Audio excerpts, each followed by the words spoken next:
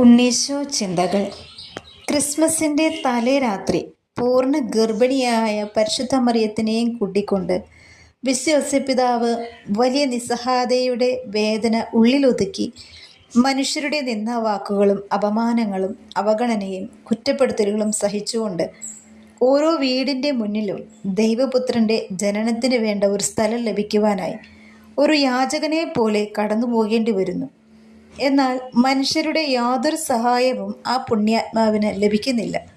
തൻ്റെ പ്രിയ ഭാര്യയുടെ ഏറ്റവും സങ്കീർണമായ സമയത്ത് സഹായിക്കുവാൻ പറ്റാത്ത ഒരു ഭർത്താവായി ഇരിക്കേണ്ടി വന്ന വേദന അതികഠിനം തന്നെയായിരുന്നു.